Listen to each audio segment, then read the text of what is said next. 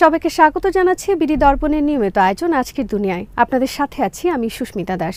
চলুন জেনে নেওয়া যাক সারা দুনিয়ায় এ পর্যন্ত ঘটে যাওয়া প্রধান খবরগুলো। গাজায় একের পর এক যুদ্ধাপরাধ ও মানবতা বিরোধী অপরাধের নির্দেশ দেওয়ার অভিযোগে ইসরায়েলের প্রধানমন্ত্রী বেঞ্জামিন নেতানিয়াহু, প্রতিরক্ষামন্ত্রী ইয়োভ গ্যালান্ট এবং ইসরায়েলি প্রতিরক্ষা বাহিনীর সিনিয়র কর্মকর্তাদের বিরুদ্ধে চলতি সপ্তাহেই গ্রেফতারি পরোয়ানা জারি করতে পারে নেদারল্যান্ডসের হেগ শহরে অবস্থিত আন্তর্জাতিক অপরাধ আদালত। ইসরায়েলের সরকারি কর্মকর্তাদের বরাত দিয়ে গতকাল মঙ্গলবার এক প্রতিবেদনে এ তথ্য জানিয়েছে এনবিসি। সম্ভাব্য সেই পরোয়ানা এড়াতে ইতোমধ্যে কূটনৈতিক চ্যানেলের মাধ্যমে ইসরায়েলের যুদ্ধকালীন মন্ত্রিসভা ব্যাপক তৎপরতা শুরু করেছে বলেও এনবিসিকে বলেছেন ওই সরকারি কর্মকর্তা। এই গ্রেফতারি পরোয়ানা ঠেকানোর পদক্ষেপ নিতে তারা যুক্তরাষ্ট্রের ওপরও চাপ সৃষ্টি করেছেন বলে বিভিন্ন মিডিয়ার খবরে বলা হচ্ছে। আইসিসির সঙ্গে যোগাযোগ করে এনবিসির সাংবাদিকরা জানতে চেয়েছিলেন সত্যি চলতি সপ্তাহে নেতানিয়াহু, গ্যালান্ট ও অন্যান্য ইসরায়েলি সামরিক কর্মকর্তাদের বিরুদ্ধে গ্রেফতারি পরোয়ানা ইস্যু করা হচ্ছে কিনা। জবাবে আইসিসির এক মুখপাত্র বলেছেন, আমরা ফিলিস্তিন রাষ্ট্রের পরিস্থিতি নিয়ে একটি মুক্ত ও অবাধ তদন্ত পরিচালনা করছি। এই কাজের সুবিধার্থে যে কোনো পদক্ষেপ আমাদের নিতে হতে পারে। যেহেতু এটি তদন্তাধীন বিষয়, তাই এ নিয়ে এখনই বিস্তারিত কিছু বলার সুযোগ নেই।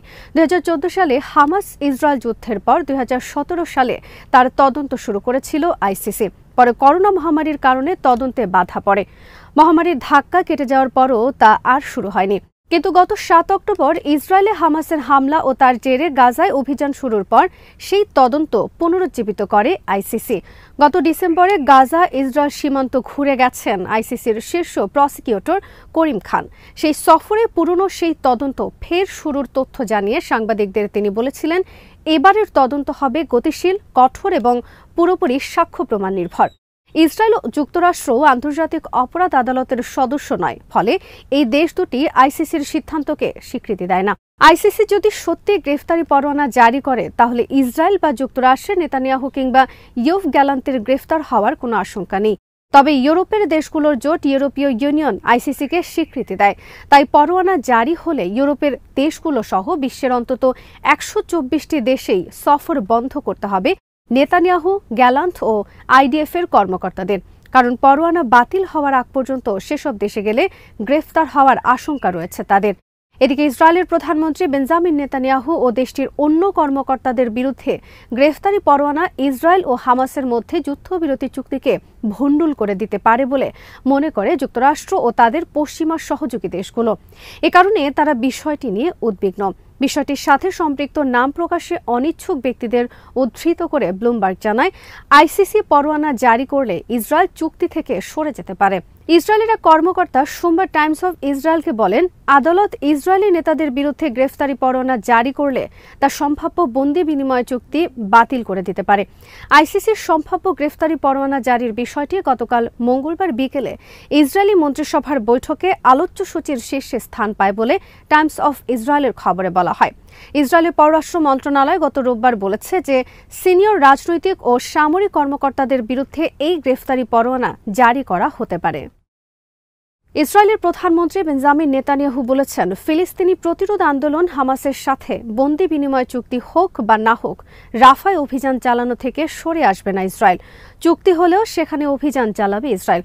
আল জাজিরা ও মিডল ইস্ট আইয়ের খবরে বলা হয়েছে, নেতানিয়াহু বলেছেন, হামাসের সাথে যুদ্ধবিরতি ও বন্দি বিনিময় চুক্তি হলেও ইসরায়েল দক্ষিণাঞ্চলীয় রাফাতে আক্রমণ চালাবে। নেতানিয়াহুর এমন মন্তব্যের মাধ্যমে কার্যত হামাসের সাথে যুদ্ধবিরতি ও বন্দি বিনিময়ের চুক্তি না হওয়ার আশঙ্কা তৈরি হয়েছে। ইসরায়েলি মিডিয়ার খবরে বলা হয়েছে, আগামী 72 ঘণ্টার মধ্যেই রাফায় সামরিক অভিযান শুরু করা হতে পারে। ইসরায়েলি প্রধানমন্ত্রীর দফতর থেকে দেওয়া এক বিবৃতিতে জানানো হয়েছে, গত 7 অক্টোবর হামাসের হামলায় নিহত ইসরায়েলিদের পরিবারের সদস্যরা প্রধানমন্ত্রী নেতানিয়াহু এবং নিরাপত্তা পরামর্শক তাচি হানেকবেকের সাথে সাক্ষাৎ করে যুদ্ধ বন্ধ না করার আহ্বান জানিয়েছেন। এরপরে উগ্রপন্থী জাতীয় নিরাপত্তা মন্ত্রী বেন গাভিরের সঙ্গে মঙ্গলবার বৈঠক করেন নেতানিয়াহু। এরপর তিনি বলেন, সব লক্ষ্য অর্জিত হওয়ার আগে যুদ্ধ বন্ধ করে দেব, এটি আমাদের বিবেচনায় নেই। চুক্তি হোক আর না হোক, সম্পূর্ণ জয় পেতে আমরা রাফাতে প্রবেশ করব এবং সেখানে থাকা হামাসের ব্যাটালিয়নকে নির্মূল করব। এর মধ্যে তাদের সাথে কোনো চুক্তি হতেও পারে, আবার নাও হতে পারে।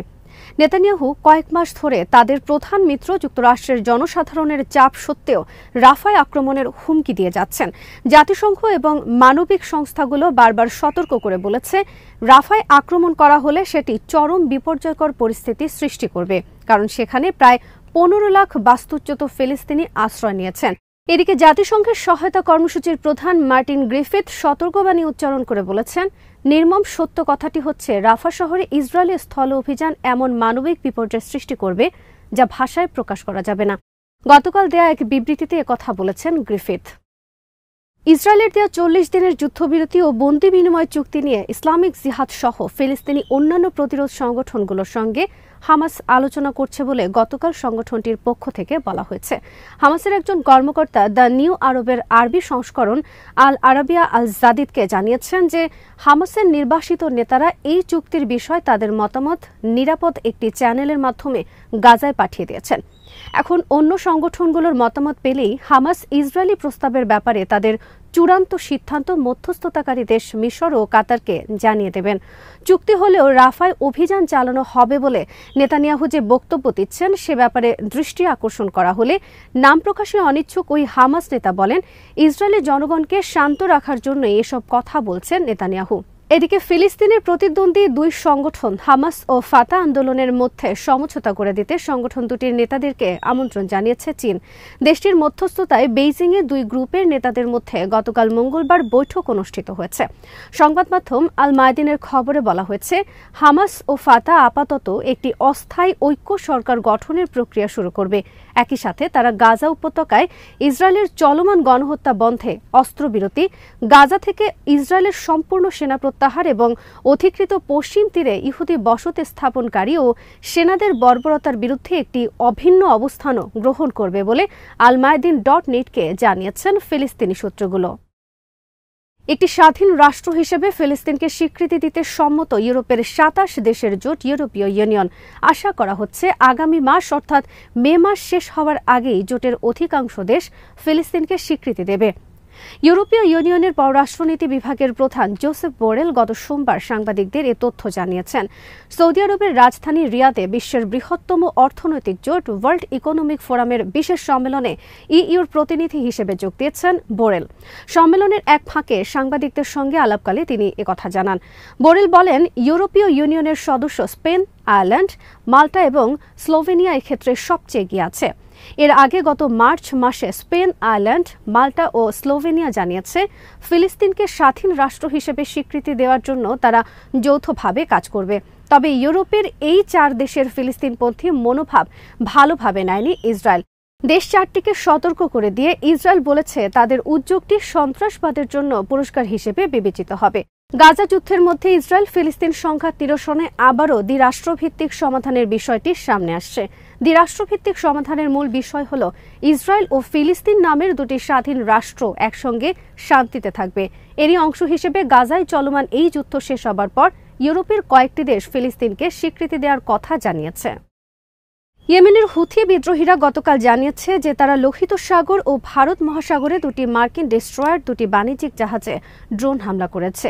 হুথি বিদ্রোহীদের গ্রুপ আনসার আল্লাহর মুখপাত্র ইয়াহিয়া সারি গতকাল টেলিভিশনে সম্প্রচারিত এক বিবৃতিতে একথা জানিয়েছেন। বিবৃতিতে তিনি বলেন, ইয়েমেনের সশস্ত্র বাহিনী লোহিত সাগরে পরিচালিত সামরিক অভিযানের অংশ হিসেবে দুটি মার্কিন ডেস্ট্রয়ারে একাধিক ড্রোন হামলা চালিয়েছে। এই হামলা অত্যন্ত সফল হয়েছে বলে জানান এই মুখপাত্র। এছাড়া লোহিত সাগর ও ভারত মহাসাগরে দুটি বাণিজ্যিক জাহাজেও ড্রোন ও ক্ষেপণাস্ত্র হামলা করার কথা জানান হুথি মুখপাত্র। এদিকে ইসরায়েল ও পশ্চিমা বিশ্বের দেশগুলোর জাহাজে হুথি বিদ্রোহীদের হামলা বন্ধ করতে ব্যর্থ হওয়ার পর লোহিত সাগর ছেড়ে চলে গেছে মার্কিন বিমানবাহী রণতরী ইউএসএস ডুইট ডি আইসেনহাওয়ার। জাহাজটি ভূমধ্যসাগরের দিকে রওনা হয়েছে বলে জানিয়েছে প্রতিরক্ষা দফতর। এদিকে লেবাননের দক্ষিণাঞ্চল থেকে হিজবুল্লাহর ছোড়া ট্যাঙ্ক বিধ্বংসী ক্ষেপণাস্ত্রে ইসরায়েলের উত্তরাঞ্চলের মেতুল্লা এলাকায় অবস্থিত ইহুদি বসতির একটি ভবনে আঘাত হেনেছে। গতকাল মঙ্গলবার বিকেলে চালানো এই হামলায় ভবনটির ব্যাপক ক্ষতি হয়েছে বলে ইসরায়েলি আর্মি রেডিওর এক প্রতিবেদনে বলা হয়েছে। ভবনটি সামরিক বাহিনী নাকি সাধারণ ইসরায়েলিরা ব্যবহার করে এ ব্যাপারে বিস্তারিত কিছু জানানো হয়নি। তবে কথা জানানো হয়েছে যে বিগত ২৪ ঘন্টার মধ্যে ওই এলাকায় এটি তৃতীয় দফা হামলার ঘটনা। এসব হামলায় হতাহতের কোনো তথ্য পাওয়া যায়নি। অন্যদিকে হিজবুল্লাহর পক্ষ দেয়া এক বিবৃতিতে বলা হয়, তারা ওই এলাকা লক্ষ্য করে ৬টি অ্যান্টি-ট্যাঙ্ক মিসাইল নিক্ষেপ করেছে। যুক্তরাষ্ট্রের বিভিন্ন বিশ্ববিদ্যালয়ের চলমান ফিলিস্তিনপন্থী ছাত্র বিক্ষোভের অংশ হিসেবে কলম্বিয়া বিশ্ববিদ্যালয়ের ফিলিস্তিনপন্থী বিক্ষোভকারীরা তাদের চলমান প্রতিবাদের অংশ হিসেবে বিশ্ববিদ্যালয়ের একটি একাডেমিক ভবন দখলে নিয়েছে। গতকাল মঙ্গলবার ভোরে কয়েক ডজন ছাত্র বিশ্ববিদ্যালয়টির হ্যামিল্টন হল দখল করে ব্যারিকেড দেয়। বিশ্ববিদ্যালয় কর্তৃপক্ষ ও পুলিশ এখনও এ বিষয়ে কোনো মন্তব্য করেনি। তবে আজ সকালে পুলিশ হ্যামিল্টন হলে ঢুকে পড়ে বেশ কয়েকজন শিক্ষার্থীকে গ্রেফতার করেছে। কলম্বিয়া বিশ্ববিদ্যালয়ে গত ২ সপ্তাহ ধরে তাঁবু টানিয়ে বিক্ষোভরত শিক্ষার্থীরা কর্তৃপক্ষের বেঁধে দেওয়া গত সোমবারের সময়সীমা না মেনে বিক্ষোভ চালিয়ে যাওয়ায় তাদেরকে বিশ্ববিদ্যালয় থেকে বহিষ্কার করা শুরু করেছে কর্তৃপক্ষ। Columbia students for justice in Palestine নামের ছাত্রদের একটি গ্রুপ সামাজিক যোগাযোগ মাধ্যমে জানিয়েছে, তারা হ্যামিল্টন হল দখল করেছে, যেটি ১৯৬৮ সালের ছাত্র বিক্ষোভের কেন্দ্রবিন্দু ছিল। গতকাল মঙ্গলবার সামাজিক যোগাযোগ মাধ্যমে প্রচারিত ছবিতে দেখা যায় ভবনটির জানালা ভাঙা, বিক্ষোভকারীরা কাঠের টেবিল এবং চেয়ার দিয়ে দরজা বন্ধ করে দিয়েছে। কলম্বিয়া ইউনিভার্সিটি অ্যাপার্টমেন্ট ডাইভার্সড নামের ছাত্রদের আরেকটি গ্রুপ বলেছে, তারা এই বছরের শুরুতে গাজায় ইসরায়েলি হামলার পর মৃত অবস্থায় পাওয়া ৬ বছর বয়সী কন্যা শিশু হিন্দ রজবের সম্মানে ভবনটি দখল করে তার নামে নামকরণ করেছে।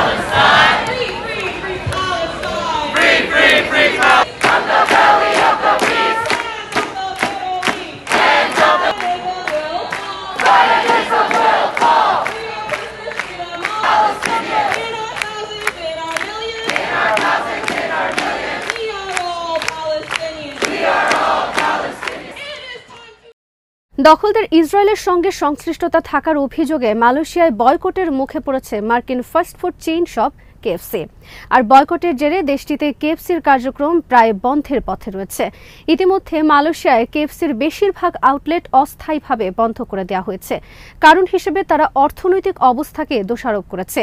ডেলি সাভার প্রতিবেদনে একথা বলা হয়েছে। তবে দেশটির স্থানীয় সংবাদ মাধ্যমের খবরের উদ্ধৃতি দিয়ে সাভা জানিয়েছে, ইসরায়েলের সঙ্গে কেএফসির সংশ্লিষ্টতা রয়েছে এমন অভিযোগ তুলে এবং সাধারণ ফিলিস্তিনিদের প্রতি সংহতি জানিয়ে কেএফসি বয়কট করা শুরু করেন দেশটির সাধারণ মানুষ। গ্রাহক না আসায় বাধ্য হয়ে এই ফাস্টফুড চেইনের আউটলেটগুলো বন্ধ করে দেওয়া হয়েছে। মুসলিম প্রধান মালয়েশিয়া একটি ফিলিস্তিনপন্থী দেশ। ঐতিহাসিকভাবে মালয়েশিয়া সর্বদাই ফিলিস্তিনিদের পক্ষে দাঁড়ায়। আজ এখানেই শেষ করছি। সবাই ভালো থাকুন, সুস্থ থাকুন আর দেখতে থাকুন বিডি দর্পণ। চ্যানেলটি ভালো লাগলে সাবস্ক্রাইব করুন। সংযুক্ত থাকুন আমাদের ফেসবুক পেজে।